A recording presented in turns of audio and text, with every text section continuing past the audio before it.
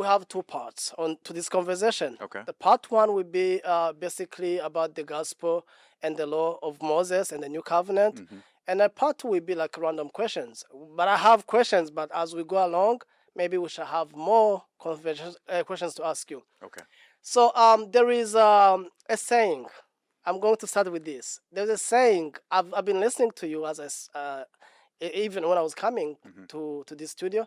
I was listening to you. You always say, um, let me because I put it down. You say you die to the law.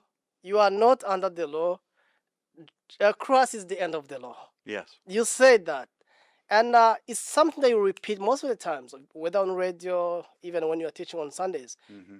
What do you mean by that? Would you try to explain the three sentences? Sure. Yes. It's 3 sentences. Wow. All right, we're going to give it a try. Here we go. Romans tells us that the Jew and the Gentile are both condemned under the law. The Jew is under the law, the Gentile is under the conscience. Then we hear the gospel, we get saved, and we're freed from that condemnation because we're freed from that standard. Um, we all fall short of the glory of God. The law shows us we fall short. Then we're saved and we're freed from that standard to live under God's grace and be tutored by Christ living in us, not by any set of laws on stone. That's the summary. Mm-hmm. Okay. You mentioned something pertaining to the conscience. What do you mean? Because you said that Israelites have the law of Moses, Mm-hmm. and the Gentiles, who are not non-Israelites, they Yeah. have the conscience. What do you mean? Well, I mean that the Gentiles were never given the law, and this is very important.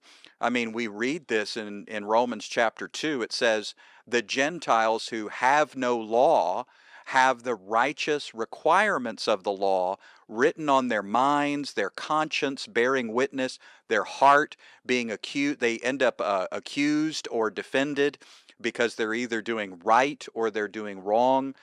So the conscience, we use this expression often. We say, my conscience is killing me. Yes. Well, I love that expression because it's accurate for the Gentile. You might say, for the Jew, the law is killing them. For the Gentile, the conscience is killing them. And we both need Jesus. So you're trying to say that the law was never given to any other nation except the nation of Israel. Exactly. And I think that it's great that you've highlighted this, Anj, because ultimately, what are we saying then? We're seeing this worldwide debate among many Christians about law and grace, law and grace. Well, let me tell you, 90% of the Christians that are debating this are Gentiles, and we were never given the law. And it's very important to understand. The law was given to Israel, not to the Gentile nations. And so for the Gentile, God's invitation is not really, please let go of the law and hang on to grace. No, to the Gentile, he's saying, you have no law. You have no covenant.